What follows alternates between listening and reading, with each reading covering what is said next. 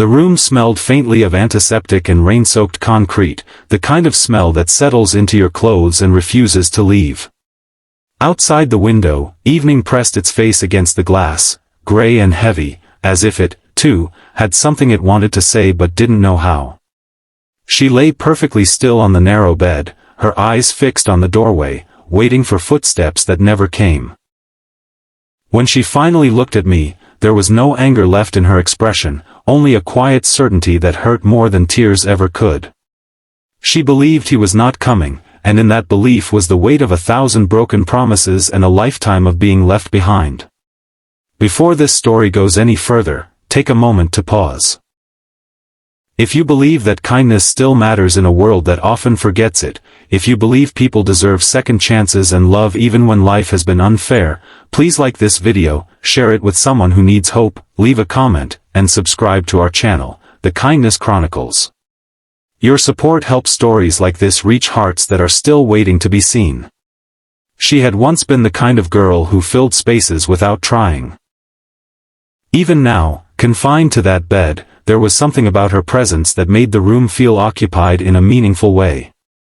Years ago, before the accident, she had loved the open road, the feeling of movement, the promise of tomorrow always pulling her forward. Then one careless moment, one wet stretch of asphalt, and everything stopped. The doctors spoke gently, the way people do when they are delivering news that will rearrange your entire existence. Paralysis from the waist down. Permanent.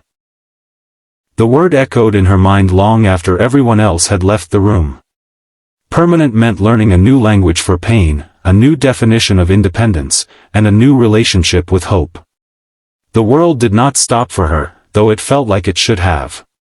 Friends visited at first, bringing flowers and forced smiles. Talking too loudly about normal things as if volume could drown out reality. Over time, the visits became less frequent. Life tugged them back to their routines, and she remained where she was, learning how to exist in a body that no longer responded to her will. The hardest part was not the physical limitation but the slow erosion of how people looked at her. Pity crept into their eyes, and then discomfort, and then absence. He had been there in the beginning. He promised her that nothing would change, that love was stronger than muscle and bone. She clung to those promises during the long nights when pain pulsed through her like electricity and sleep refused to come. She believed him because believing felt easier than preparing for another loss. At first, he showed up regularly, sitting beside her bed, telling stories about the outside world. Then work became busy. Traffic became terrible. He started sending messages instead of coming. Eventually, even those became rare.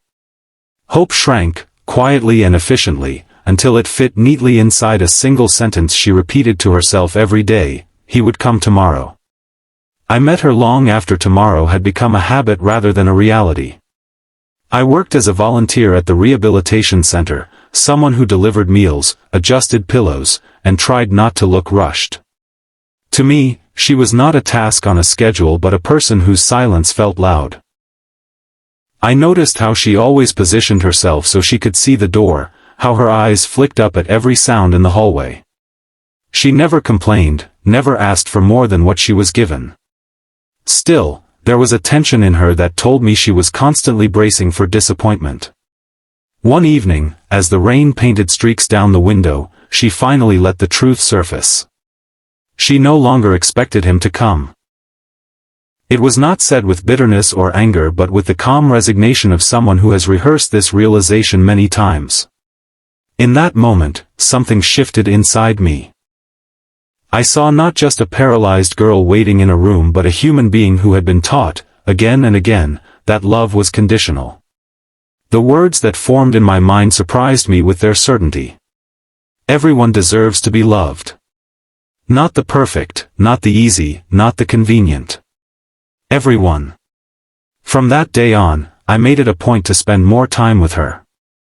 I brought books and read them aloud, not because she asked but because stories had a way of making walls disappear. We talked about ordinary things, about the kind of life she had imagined before everything changed, about the small victories she experienced now, like moving a finger just enough to press a button or mastering the art of patience in a world that moves too fast. Slowly, the room felt less like a waiting area and more like a space where something could grow. She struggled, of course. There were days when the weight of her reality pressed so heavily on her chest that breathing felt like work. Days when she avoided mirrors because they reminded her of who she used to be. Days when she wondered if she would always be someone people felt sorry for rather than someone they chose.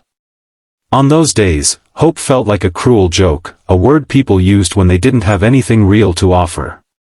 But even then, there was a quiet strength in her, a refusal to let bitterness define her. As weeks turned into months, change came in small, almost invisible ways. She laughed more easily. She stopped positioning herself to face the door all the time. She began to talk about the future again, not in grand plans but in simple possibilities. Maybe she could paint. Maybe she could write. Maybe she could help others who felt forgotten. These thoughts did not erase her pain, but they gave it context, a sense that her life was still unfolding rather than ending. The day she decided to leave the rehabilitation center was both terrifying and exhilarating. The outside world had not become more accessible overnight, but she had become braver. Her apartment was small, adapted for her needs, filled with light and the smell of fresh coffee. She invited a few people over, not many, just those who had stayed. The absence of one person was noticeable, but it no longer defined the room. She had learned that being loved did not always look the way you expected it to. I watched her navigate her new life with a mix of admiration and humility. She faced obstacles daily, from broken elevators to careless stairs, but she also experienced moments of profound connection. A neighbor who offered help without making her feel weak. A child who asked honest questions without judgment. A stranger who smiled instead of looking away. These moments stitched themselves together into something that resembled belonging. The man who never came became a shadow of a story she told without emotion. She did not need closure from him anymore because she had found something more durable than promises. She had found self-worth. She understood now that love was not proven by words spoken in comfortable times but by presence when things became difficult. That understanding did not make her invincible, but it made her grounded.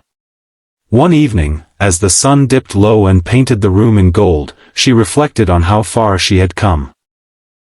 She was still paralyzed, still facing challenges that others never had to consider, but she was also alive in a way she hadn't been since before the accident. She had learned to accept help without shame and to give kindness without expecting anything in return. Her life was not what she had planned, but it was still hers. Stories like hers do not end with miracles that erase pain. They end with something quieter and more powerful. Acceptance, resilience, and the courage to believe that love is not reserved for the fortunate few. It is something we all deserve, regardless of what we have lost or how broken we feel. Her journey reminded me that sometimes the people we think are waiting for love are actually teaching the rest of us how to give it. If this story touched your heart, if it made you think differently about love, kindness, or second chances, please take a moment now to like this video, share it, and subscribe to the Kindness Chronicles. Your engagement helps keep these stories alive and reaching those who need them most. Before you go, we have a special request for you. Leave a comment below sharing what part of this story moved you, or tell us about a moment when kindness changed your life. Your words might be exactly what someone else needs to read today.